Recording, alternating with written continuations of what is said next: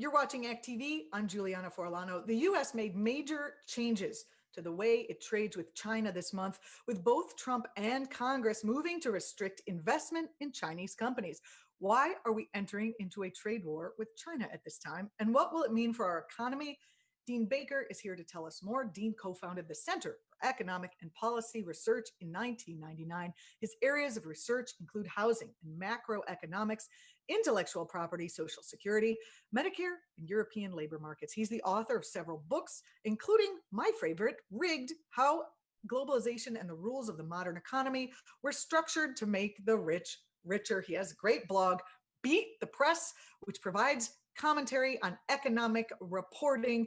He clears it all up, and gives you what you need to understand in terms of the misreporting that goes on so many times out there. Dean, thank you so much for joining us today.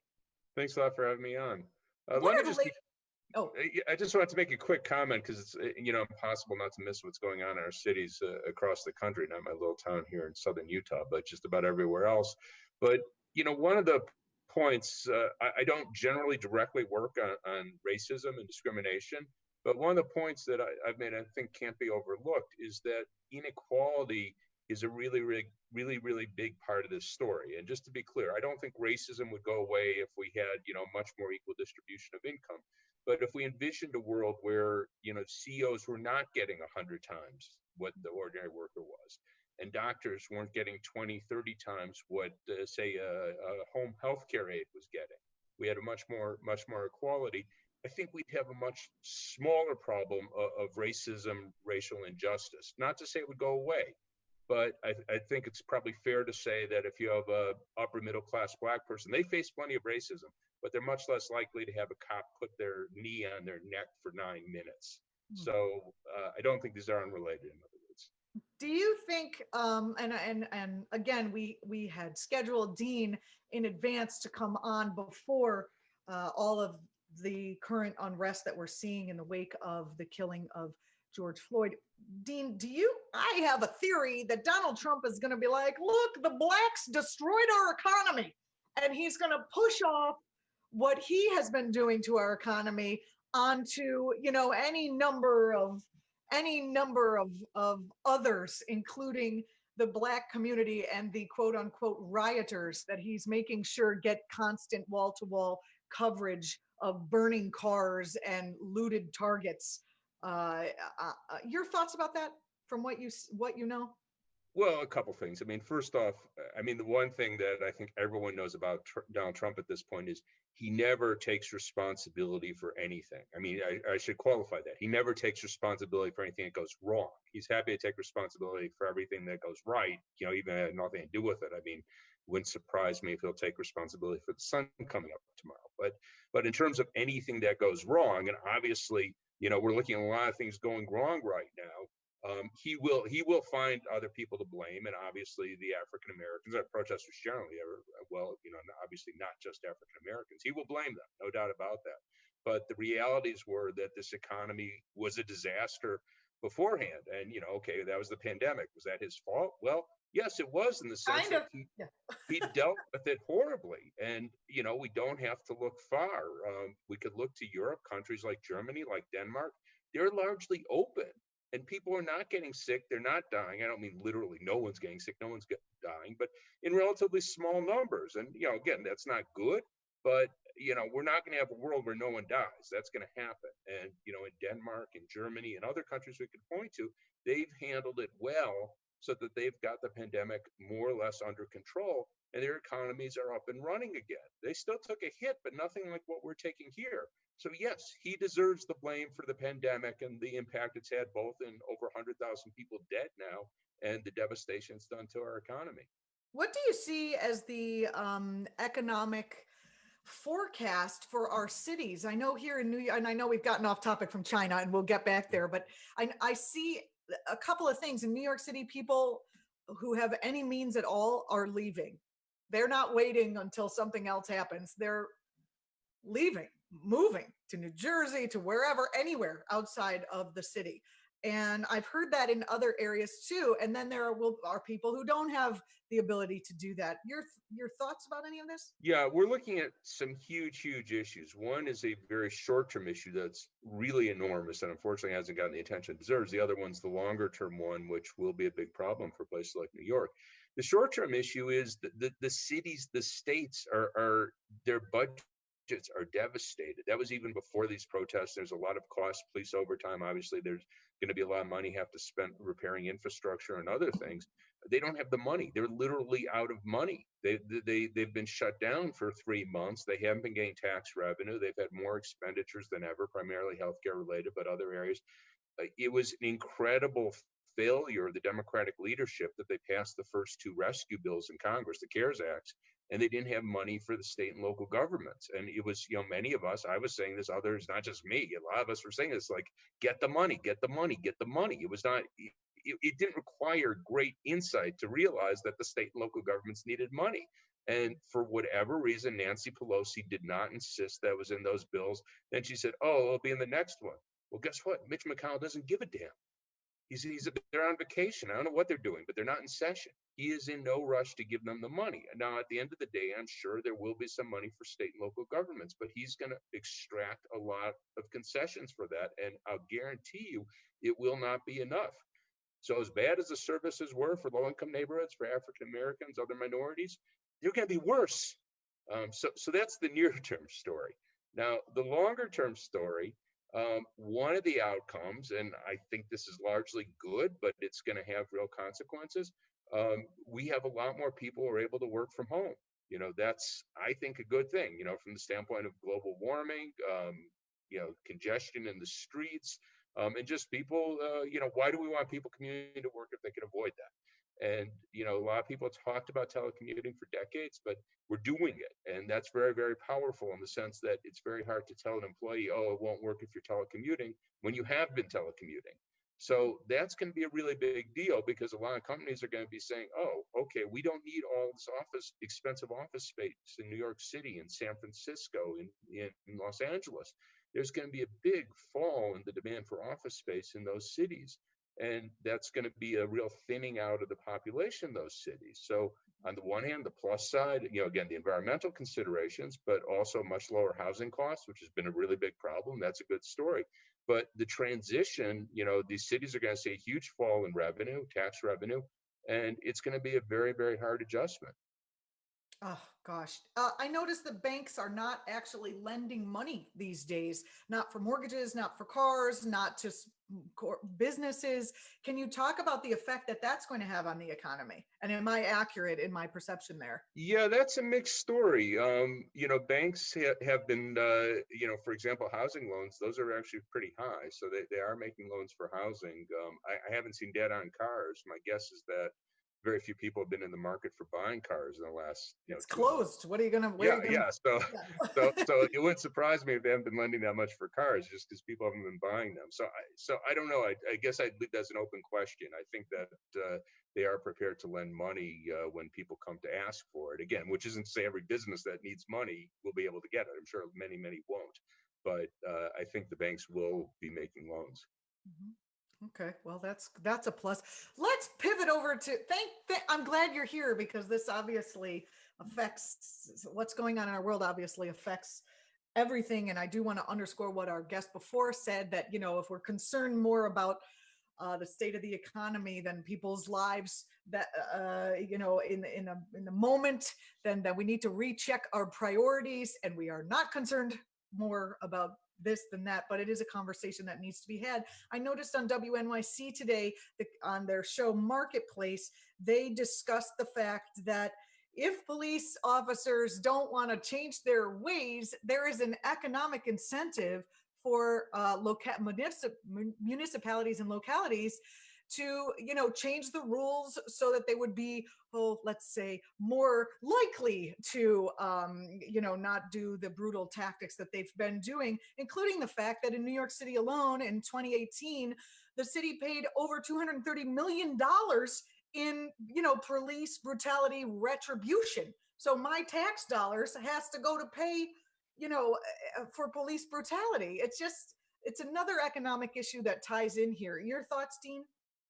Yeah, well, look, it's both obviously a very big economic issue. I mean, it's hard to, the economics is the less important part, but it's still important. But yeah, I mean, people have to know, and obviously it's disproportionately a question of people of color, that they're going to be treated fairly by the police. And, that's even true. You could point to someone, I mean, I want to cast aspersion on George Floyd. As far as I know, passed that Please. $20 bill. You shouldn't, Yes. Oh, no, not that George. You said George Bush. I thought. no, no, no. I did. I'm sorry. Yeah. Anyhow, you know, you don't get treated like that, even if you committed a crime. I mean, this was clearly, it was unambiguous. And one of the things that's striking, it wasn't just the one officer with his knee on his neck. You had three others standing there who all seemed to think it was fine. None of them said, hey, stop that. Stop it now. I saw in some one of the clips that people are circulating on the web. There were two cops threw a guy down rather roughly. I don't know what the person had done, but whatever, they threw him down. One of them put his knee on his neck, and the other guy said, "Get your knee off his neck. Get your knee." That's what you should do. And so anyhow, first and foremost, yes, this is a human rights issue. No one gets treated like that. But it's also, yeah, it's a big economic issue, and it's a really systematic problem. And again, the other three officers, that's what points to it. So we could point to the one guy and say, yeah, you're a horrible, horrible person. I mean, who would do that? You're holding your knee on the neck. The guy's going, I can't breathe. But the other three were sitting there. And what did the police report say? I mean, I haven't seen it, but I'll bet you anything it didn't say that the guy had his knee on the neck for 8.5 minutes. Mm-hmm. Mm-hmm. Absolutely. Okay, so let's for real pivot this time over to China. What are the latest updates we need to know about the changes the U.S. is making to trade policies with China? Why were these changes made? Well, it's not fully clear. Trump is always more bluster than substance. So it's not fully clear what he tends to do. Now, one of the things that he said, and I'm not sure how much he could do unilaterally, is that we'll no longer treat Hong Kong as a separate nation. So in effect, we had been treating Hong Kong separate rules, that had been both their policy, China's policy, that Hong Kong was essentially, I wouldn't say independent, I don't know whether quasi-autonomous, I guess would be the best word. So it was subject to separate trade rules, which were different from China. So Trump's saying we'll no longer do that. We'll treat Hong Kong as part of China, which is somehow supposed to hurt China. It probably hurts Hong Kong more than anything. So I'm not sure what Donald Trump intended to do with that. He also was saying, okay, we're going to scrutinize their companies that are listed on the or U.S. stock exchange. I think most of them are in New York, but in any case, are stock exchanges, and possibly delist them. So again, I don't know what he actually will do, whether he'll carry through with that. He seemed to think that was a really big threat to them. My guess is, from the Chinese perspective, they'd rather not see it, but they're not actively raising large amounts of capital on U.S. Financial markets. So it actually is hard to see how that's a big threat. I think one of the problems, and it goes well beyond Trump, one of the problems in U.S. politics is that they hugely overestimate our importance to China. Which isn't to say that, if tomorrow we were to break off all relations with China, say, hey, we aren't going to trade with you at all. But the idea somehow of bring China to their knees is close to nuts. I mean, China's economy is 1/3 larger than ours, and they're very advanced in many, many areas. Would it And the hurt things, us more?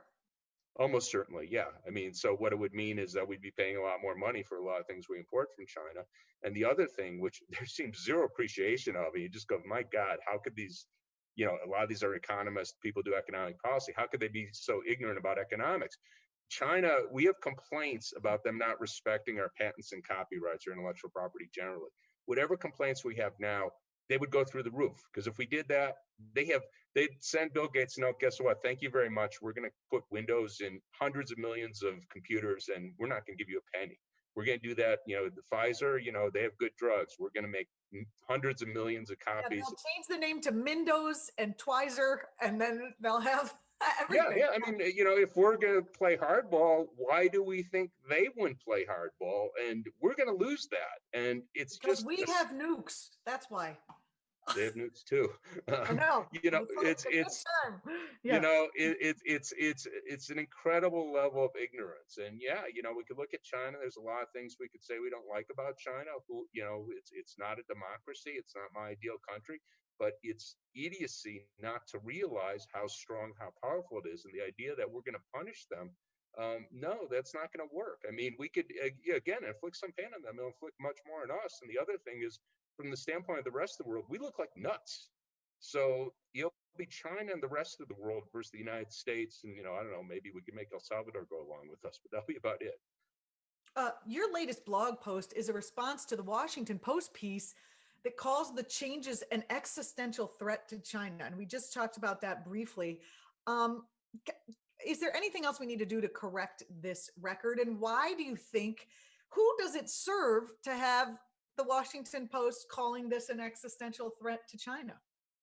Well, I think there's this game that making China an enemy, which obviously Trump has really pushed to another level, but there is a lot of interest in pursuing kind of anti-China policies. The big issue, historically there has been a real issue, and I've agreed with it, that China's pursued trade policies that have hurt our manufacturing sector. I think that's much Well, we've less. pursued trade policies that have hurt our manufacturing sector. So Well, we're all on the same team with that. Well, they were our companies. So when we talk about China doing it to us, well, it was our companies. It was Walmart that, so it wasn't, China could not have done it without, the US companies profiting hugely. So it wasn't China versus the US, it was China and US multinationals versus US workers. I'm less concerned about that now because it's largely irreversible. We lost good paying manufacturing jobs in places like Michigan, Ohio, Pennsylvania, Wisconsin, named not accidentally. And those aren't coming back. But Dean, if So there's a trade war and we can't get our useless plastic goods from China, or even some of the things we actually need that we get from China, won't that actually spur manufacturing to happen here in the US? Is it possible that it could come back? we'll see some increase in manufacturing here. We'll also see we'll get more goods from Vietnam and Bangladesh and other countries. We'll see some increase in manufacturing. But the reason why I'm less interested, attach less importance to that is what we've seen where we've regained manufacturing jobs in the last decade. They've generally not been good paying jobs. They're basically non-union. So we've lost the key. There's nothing inherent about manufacturing that makes them good paying jobs, so I don't have any particular reason to see someone working in a factory as opposed to someone working in a restaurant. If the person working in the factory gets much better pay and benefits, then yes, but that's no longer true. That makes So, sense. so, so, so for that reason, I'm just much less concerned about reducing our trade deficit in manufactured goods. There's a lot of talk, sort of outside issue here about, Trump kind of being in bed with Putin and doing Putin's will of the will of Putin. Wouldn't it serve that narrative, or even if it's actuality, if the U.S. continues to demonize China? I mean, Russia and China haven't been getting along, so it certainly would seem like Trump is cozying up to Putin by demonizing China in whatever way he can, blaming them for the coronavirus, doing this shenanigans now. Yeah. Your thoughts? It's very hard to say how much Putin. I mean, he undoubtedly sees the U.S. to some extent as a rival, and a weakened U.S. he probably sees to his advantage. And basically, Trump's taking the U.S. out as a world leader, which has mixed benefits because what we've done as a world leader has not always been good. But basically, Trump is the WHO, the World Health Organization, that just being the most extreme and obvious case. He goes, "We're not in." So what does that mean? Well, it's not going to disband. China's going to have a much more important role in it, and the West Europeans are staying in it. So what's going to go on is basically the U.S. is just surrendering its leadership role. They aren't going to care about the U.S., which again, mixed benefit because we pursued a lot of bad policies. We pushed against family planning, abortion in the WHO, and also we were strongly opposed to drug companies, their efforts to have drug companies issue compulsory licenses, on their patents so that the drugs would be cheap in the developing world. We strongly oppose that. So if we're not in the WHO, that will have some positive effects. On the other hand, we give them a lot of money, which they'll have a hard time making up. But in any case, the point is that we're surrendering our leadership in many, many areas. And, my guess is Putin's happy with that. What should we be aware of as we continue to watch these trade developments happen? And could these developments talk about how these developments would specifically hurt vulnerable and poor people in the U.S.? Well, one of the things is to try and keep an eye on the ball. There's a lot of, particularly with Trump, a lot of bellicosity, which may not be backed up with anything. So, he's yelling China this, China that. He may or may not actually carry through. Now, in terms of how this affects, lower income disadvantaged people, obviously the loss of good paying manufacturing jobs was a big thing. As I said, we're not getting those back, so that's less of an issue. Flip side of that, if we pay more for a lot of goods, things like clothes that we get from China, then that's obviously bad for a lot of lower income people. It's very hard to see how that fully plays out. I mean, I don't think Trump has any sort of clear battle plan. Um, what I was talking about a moment ago with China not respecting Windows copyrights and Pfizer's patents, I actually think that's a good thing. It'd be a great thing for the world, so we would have much cheaper software, computers, drugs would be cheap. So that could, at the end of the day, end up being a really good thing. Obviously, that's not where Trump or really anyone in a position of power wants to see happen. But that doesn't mean that it may not be an outcome of further hostilities with China. Dean Baker, thanks for joining us on the program today. Dean is the co-founder for the Center for Economic and Policy Research. He's an economist. Check out Dean's blog at Beat the Press. It's fantastic. I look forward to you coming back on, Dean. Thanks a lot. Thanks a lot for having me on.